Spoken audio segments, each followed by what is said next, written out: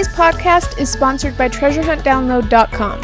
We created TreasureHuntDownload.com to help families experience the thrill of a treasure hunt in their own home for free. Creating these quality family adventures used to be so much work for us. That's right. It often took us weeks or even months to create all the clues, puzzles, or riddles for us to be able to have a fun, memorable time together. But now with TreasureHuntDownload.com, it's already done for you and you can do it all for free.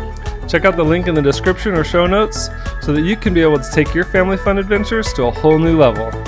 Today we're talking about minimalist living. Welcome to Beach Theory. Welcome to Beach Theory. These are our theories in these life. podcasts about life and family and faith and all sorts of topics. And what we've chosen to believe on all fronts, but also just our theory on life. And lessons we've learned along the way. That's right. And the cool thing about lessons learned and the path that we're on is that it's constantly changing. Yeah. So we might be like, oh my gosh, I learned this great thing and it's super valuable. And in a couple years from now, we might be like, yeah, that was like level 1 and now I'm at like level 10 and that was like just introductory stuff. So like even our own theories and ideas and beliefs can change. Yeah. And that's okay. All right, so let's talk minimalist living. So how did you get first introduced to this and what made you so excited about the whole concept? Okay. Well, I think most things start with a problem you recognize when you're a kid. Yeah. You know, like, we had 9 kids at our house. We had my mom and dad, 9 kids, and I think that, now this is my theory, so if my mom calls me and says you're wrong, that will happen, that has happened before, but I think that she was overwhelmed. Mm-hmm. I think that was an understatement. I know she was overwhelmed. And she had 9 kids. And she even eventually told me when I started having kids, she said, if I could give you advice on one thing, it would be, don't let yourself get to a point where you just give up.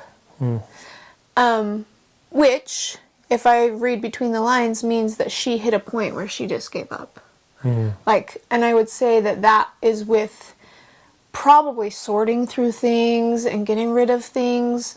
Also, you know, we had an opportunity for a perfect storm because we had a girls' room, we had a boys' room.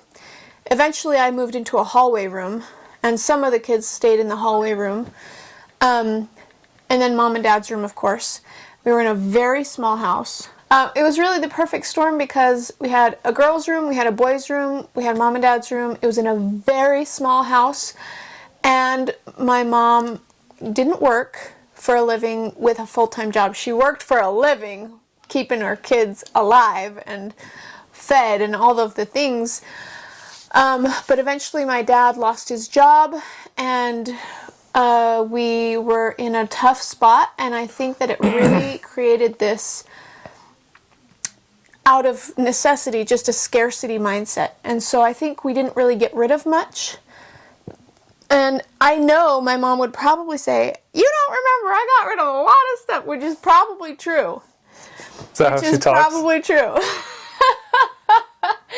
But here's the thing, it's like, when you live in that small of a house, when you don't know next month what you're going to have or what you might need to use as a resource to sell, like, you keep things. You hold on to things. When you don't have money, things are money. They value. are a resource. Right. And so I would say that's even still a hard mentality to break to this day. That idea that things are a resource, things equal money.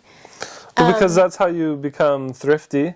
Right? Like, when I first met your family, I was shocked at like the really cool things that you guys made using just junk. Yeah. You know, like Ryan. Not like garbage, but like cardboard and duct tape. Stuff people would throw away. I remember Ryan going to jugs. to the dump and like scavenging for things that he could use to make. And it wasn't like, it wasn't trash. Yeah. Like, it was just stuff people would throw away or things that were used, maybe a little bit broken, but you guys would fix it up and you'd make it usable. And it was like, it was really cool. It was a resource. It is a resource. Right. And honestly, I think that it's a very That's a valuable skill. resource, even to this day. In most of the country, we throw away too much stuff. We throw away way too much stuff, and there is value in a lot of that.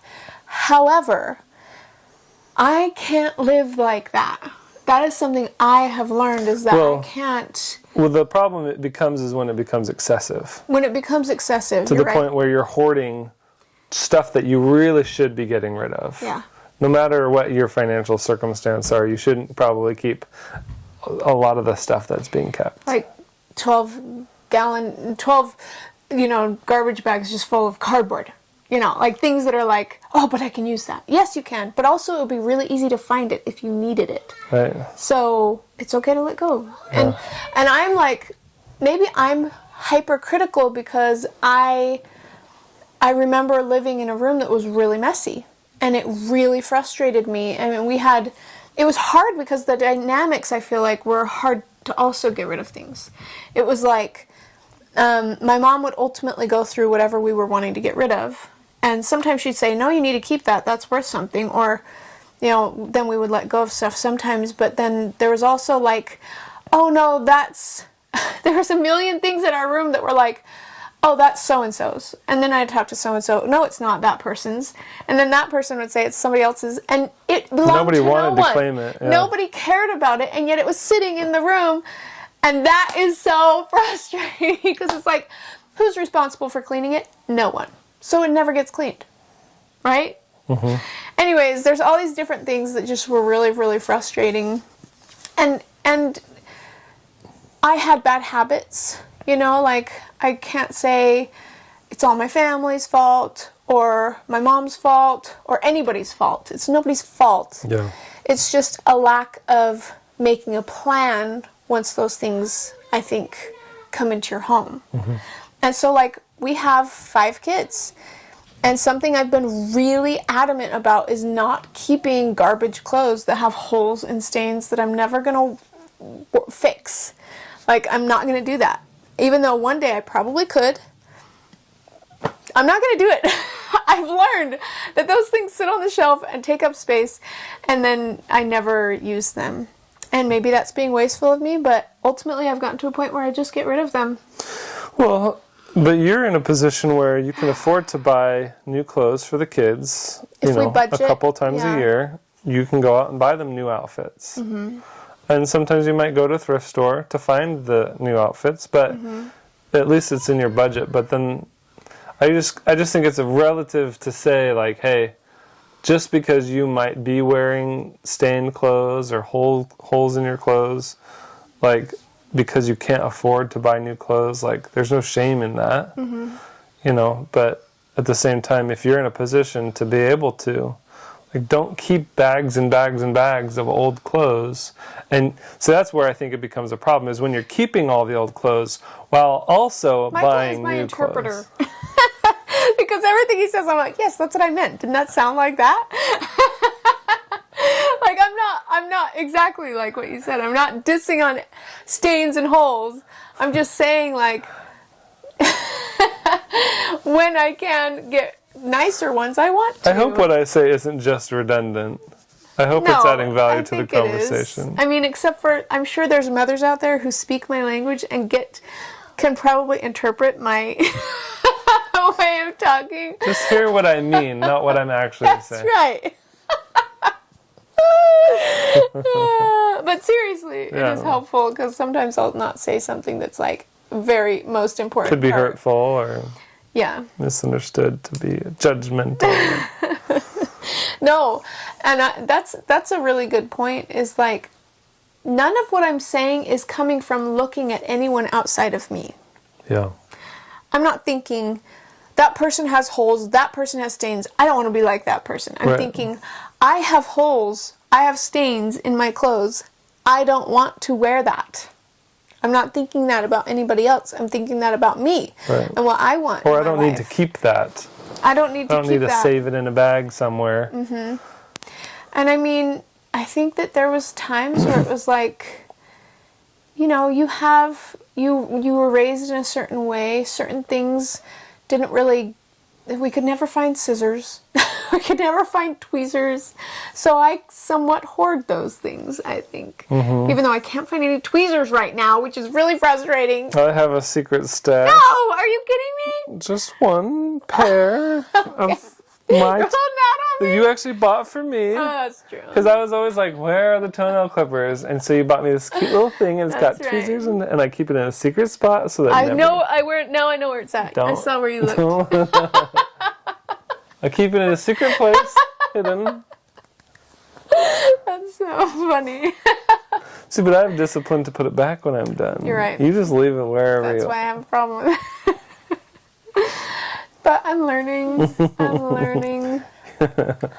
So you watched a doc. So Becca kind of started this whole thing, right? Mm-hmm. So she comes up to me one day, is like, "I'm gonna live a minimalist life," and I was like, "All right, let's More go." Like, good luck with that. I don't believe it. We'll see it. I'll believe it when I see it.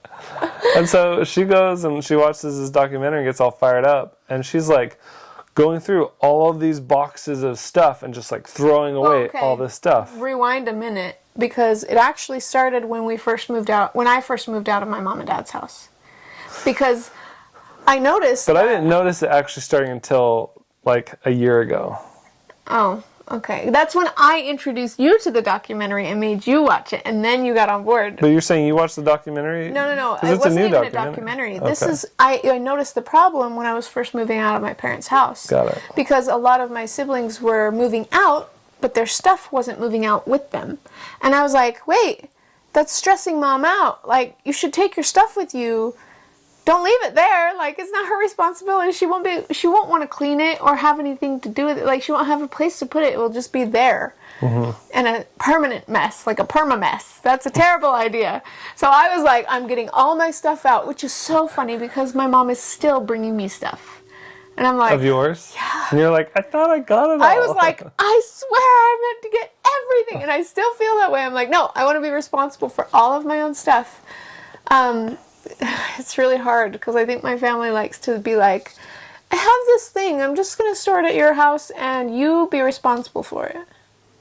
And don't let it get ruined. And make sure to take really good care of it. And it's like, no, take care of your bleep.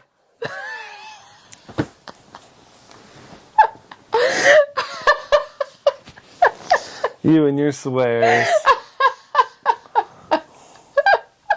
But it's important, you know? Like, I think that makes me feel so good on the inside if I know that I can do a really good job of being responsible, being a good steward over what I do have. Yeah.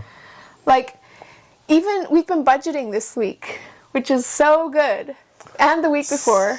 Like, budgeting specifically with food.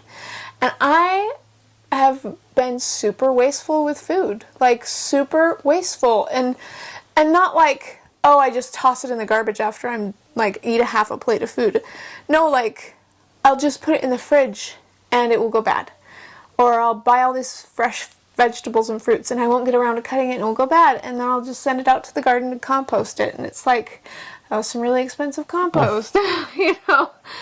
But it's like, I'm starting to really take responsibility for the stuff that we're buying and make sure that we are using it.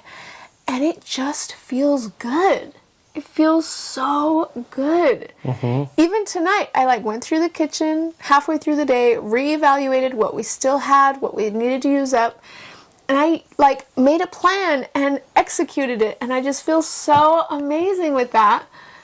So this is a big deal. It's a huge deal. Probably for the last, 5 or 6 years? Yeah. In your mind, you're saying our expenses for food are $3,000 a month. $3,000 a month that we have to budget. It's not that much. No, what was it? Like, really? Oh, what were you saying, 2,000? Probably 2. So in your mind, you were thinking it costs $2,000 a month to feed the family. Mm-hmm. And so that's how much money you were spending. Mm-hmm. But we were probably spending more than that, actually. Definitely some months. We were going to the store almost every day. Out to eat a lot or, And so here we are, we're like, okay, we need to get control of ourselves, get control of our budget. Yes, we're in a good financial position, but if we don't control our expenses, it's not going to be long before we're not in control of our budget anymore in our life. So we said, let's sit down and say, really? $3,000, I think, is what we were spending on months that we were not being careful. I agree. And that was like going into debt. Like, that's ridiculous. 'Cause That is ridiculous. We do not need to spend $3,000 a month on food. Right. However, a lot of it was like food storage stuff. But you know what I mean? Like, So we said, let's try to see if we can live off of $200 a week. That's what we're doing right now. that's what we're doing right now. So we said, can we do it on $200 a week and set aside cash in a little envelope, Dave Ramsey style?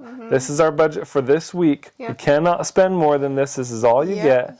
And so you, for the last 2 weeks now, you've been meal planning, shopping the kitchen first. I shop the kitchen. That's a term. Just use it. Use the shop the kitchen, because otherwise you just will not look in your kitchen and go, oh, there's nothing to eat. And then go to the store and buy all new everything that maybe you don't even need to use, and that might even go bad because you have so much other food in the fridge that's going bad. Yeah. So far, That's something I never learned. you've been crushing growing it. up. I have been. You are on track Yeah, I am. to be living off of $200 a week for food. Absolutely. And I even And we're eating well. Like, we're not starving. I even spent $45 on these containers. That came 3 out of the food containers budget. That came out of the food budget to store food in. But it was like $15 each. And they're really nice. And I was like, I never would have bought this. Why? Because I just didn't think I could afford it.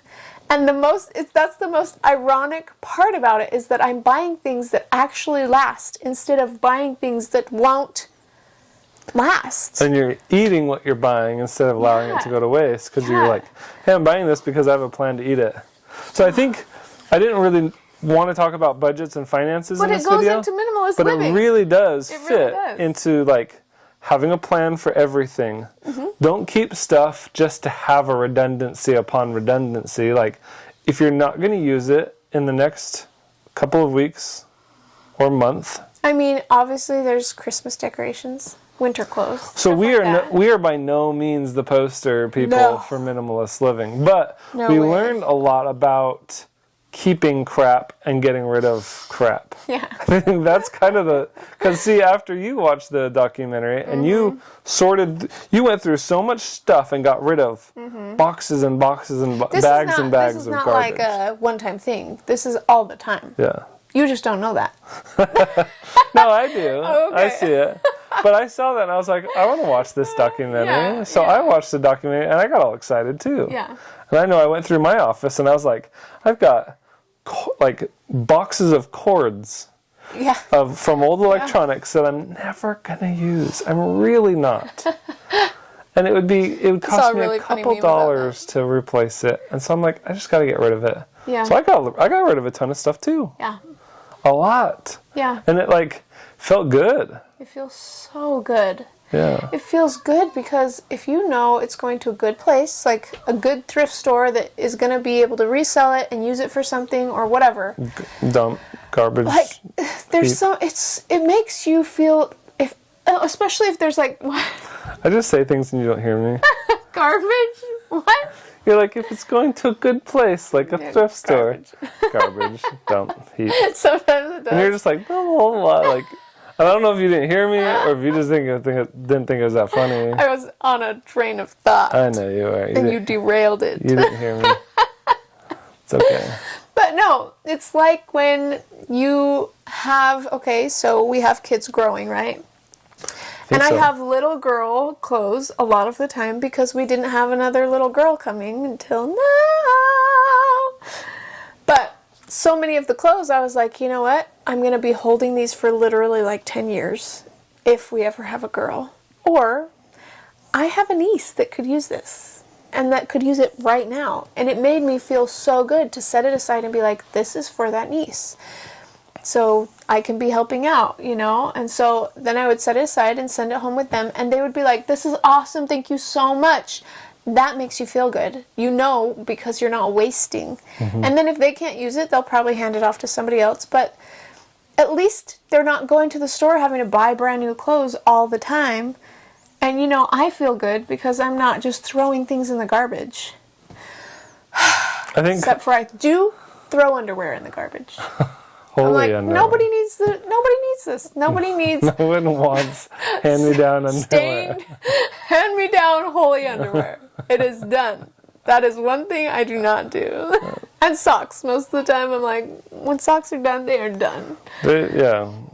When they get holes, Becca shreds them, and then I can't on purpose. Otherwise, I keep wearing them with holes in the soles. It's like they're not just holes in the soles. They're like paper thin at the bottom and super thick at the top. You know what I mean? Like, they're destroyed. They're not coming back. If I ever have a hole in my sock, even if I'm still wearing it, she'll grab it and shred it right while it's still on my foot. I remember the first time I ever did that to him, he was just like, like in permanent shock. He was like, I can't believe you did that. And it made me laugh so hard. And then ever since then, I like doing that. So I think one thing I really enjoy about living in the RV or the camper and going on traveling is because we get to practice living truly minimal lifestyle. Yeah. That really is minimalist. Absolutely. Where we only have a couple outfits. We have just a couple of things of like eating utensils, like the bare minimum. Every single thing in that camper we're using, if not daily, at least weekly. Yeah.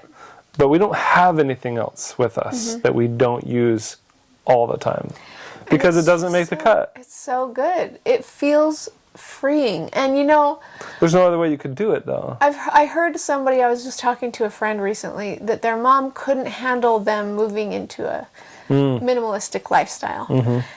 And they were really, really concerned about their health or their like well-being, you know, in that situation. And they have a bunch of kids, and it was like they just went minimalistic living. They thoroughly did it. They got rid of all the furniture, all the extra stuff. It's not like they have a storage unit just They're living full time in a trailer, and they're happy. They're happy. But the mom is like, she couldn't believe. She honestly could not believe that they were actually happy. Yeah. And she was very concerned about them. And I'm like, you know what? It's okay. Like, I think until you experience going more minimalistic, you can't thoroughly understand just how much joy it can bring you. Well, because you're probably not aware about how much of a burden your stuff is weighing you down. Yep. You think all this stuff makes me happy, and to some extent you might be like, oh, I really love this and I love that. But when you have so much, especially excessive stuff that you really don't ever use, that is a burden that does weigh you down. And that is, you're responsible for it. And if it's being not well taken care of, and if it's in a basement that's getting moldy and dirty and garbage on it, and yet there's some young family who can't even afford one of that certain thing that you have 10 of, and they like need it, it's like that you're not being a good steward over that, and it makes you feel like garbage whether you realize it or not. It makes you feel bad. And I think it's funny because there have been times where we were really, really, really poor, and we bought something, and I remember feeling like, oh, about this one thing, and like wanting to take such good care of it. It's the first time we've ever had this thing, like knives, I don't know, something where I'm like, oh, I just want to take really good care of it. Maybe we splurged a little bit, and then like later on down the road, I'm buying 10 of those things and not even caring. You know, like, I think that's wrong. Not that I feel like I have to have nostalgia towards every item, but I just feel like I need to be respectful of what went into the making of those items and not be using those things frivolously and needlessly and wasting them. I feel like it's been a good benefit to our family. Yeah. And it's something that I think I want to continue to utilize in our... It's like, even though we are not fully minimalist by any means in our life. And never will be, because look at how many children we're collecting. I mean, there are things that we have that's like, it's nice to have this stuff, but I think we're getting better, and I think this is where it's been really helpful, is we're better at saying, when we go through stuff, being like, am I ever going to use this? No. Just get rid of it. Yeah. At least that's the conversation I have with myself now that I never had with myself before. Yeah.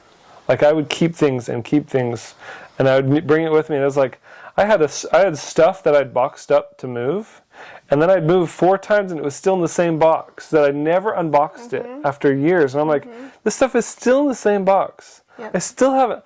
I'm never going to use this. Yep. Just get rid of it. I just had something pop into my head. Another huge reason why I want to live minimalistically. When we lived at the storage units, we got a first row seat at what it looks like to live a life where you just keep everything all day, every day. Because we would think, oh, you know, I'm sure these people are putting really important things in these storage units that are going to be like really sad if they lose. Well, the reality was a lot of people ended up not paying for their storage unit, and when it came right down to it and we had to go in and clean out what was left over or auction it off, it was garbage. It was garbage. I mean, maybe there was like Christmas decorations or something. Nothing was irreplaceable, and that shocked me so much. And at one point, I mean, I was watching and just thinking, oh, this is great. People are leaving stuff behind that I can sell, right? So I was very much in the mindset of like, this is a resource. This is a resource. But the secret about it, the thing that is the most crazy to me, is that my understanding of the value of things was blown way out of proportion before I started actually selling the things. And then when I started actually selling the things, I was frustrated beyond belief because it was so low of a price that people were willing to pay for anything. You're like, this is worth at least $100, and you maybe get what, 15, 20, maybe. Yeah, and so all the time, all the time. Yeah. And that was if I wanted to actually sell something. I mean, I've been to thrift stores where they don't sell anything because they just hike up the price. I mean, sometimes it's either the same price as brand new or more expensive than brand new. And I'm like, what are you thinking? You are not going to sell a single thing. That is one thing now I'm like, if I did ever own a thrift store, I would try to empty my shelves all the time. And I would get more stuff in because people still always get rid of stuff. Like, it's like, this is the chain of events. This is how it works. So I wouldn't feel bad about having a really low price. It's better to sell it than never sell it and just have a fire hazard of a store. Anyways, ultimately the bottom line for me is I am happy in a really empty room. Like, not a perfectly empty room. I'm happy when I can use the tools that are in the room. I'm happy if I can get to my desk. I'm happy if I can get to my bed. I'm happy if I can walk and not trip on something. And I'm happy, and I've noticed my kids are extremely happy too. They are so much more happy in an almost completely empty room with 2 or 3 toys than in a room that is filled with toys. Yeah. And so I'm like, okay.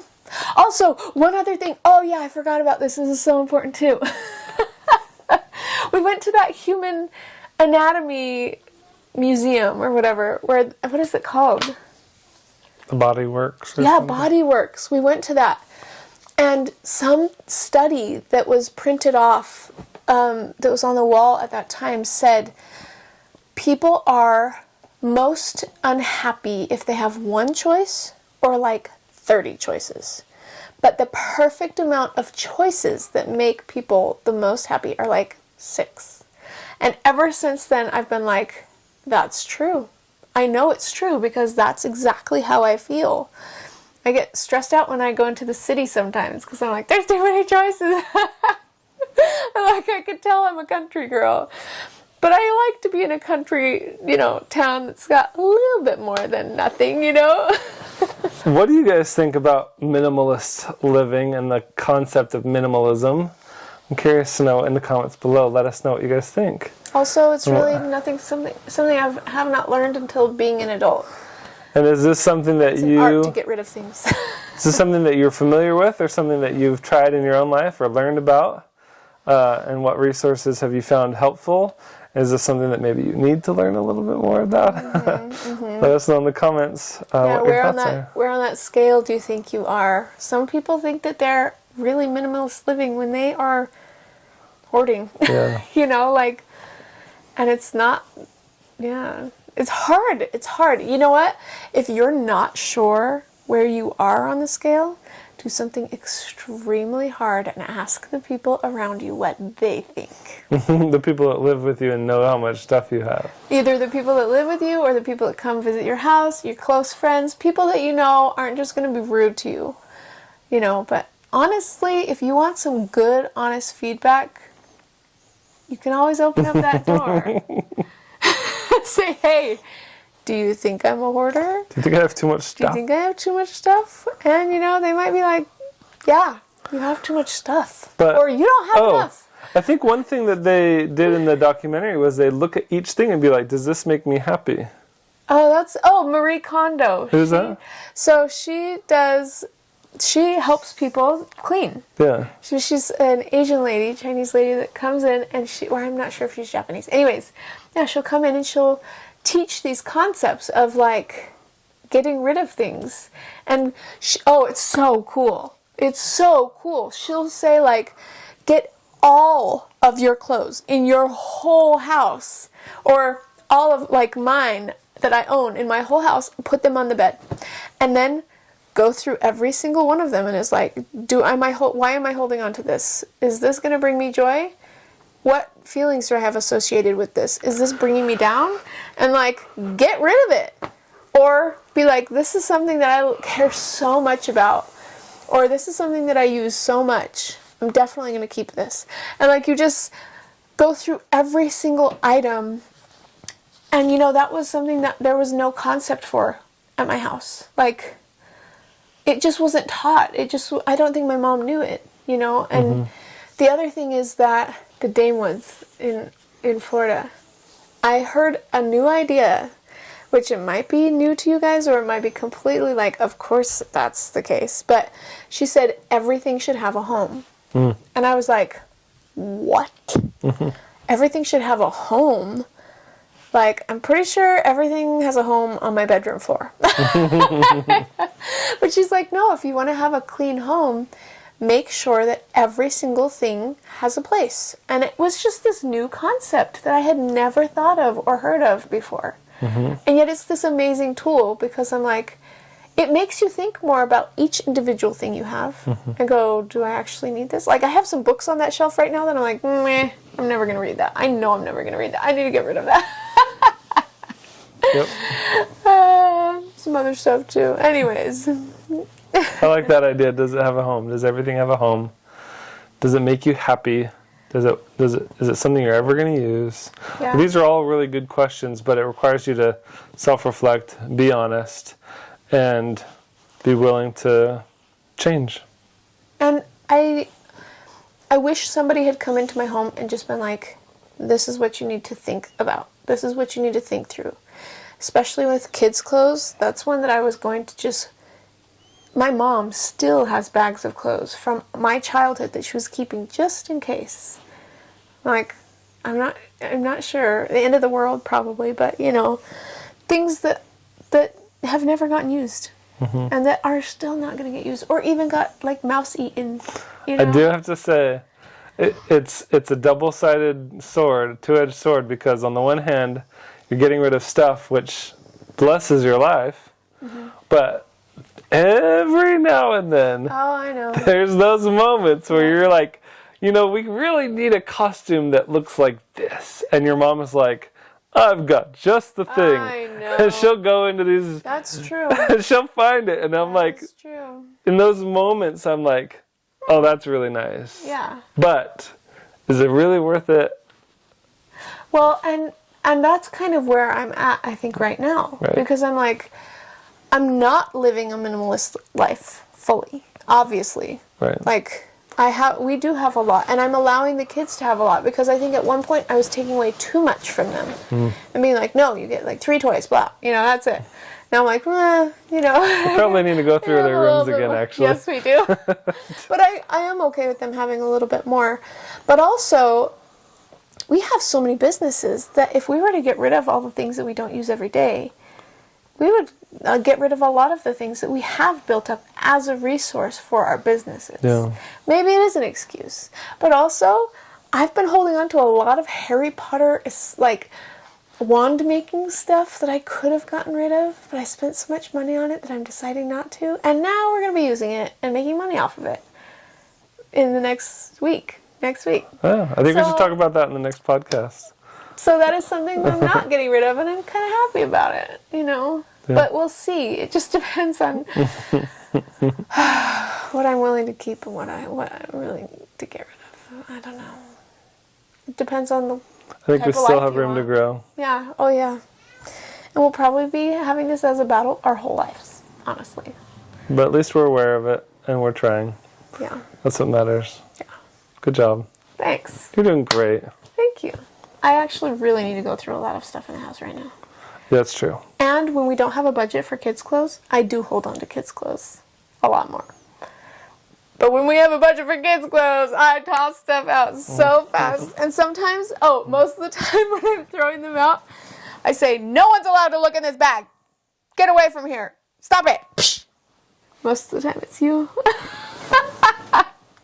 Because I'm like, why are you throwing that away? I love that. It makes me happy. And I'm like, you have 10 others to make you happy. Good for you. Go enjoy those a little bit more now that I'm taking away this one. Oh, well, anyway, thank you guys for joining us today on Beach Theory. I hope you guys had a good time. We definitely did. We've got more Beach Theory coming your way very soon. Yep. We'll see you guys next time. Bye. Bye.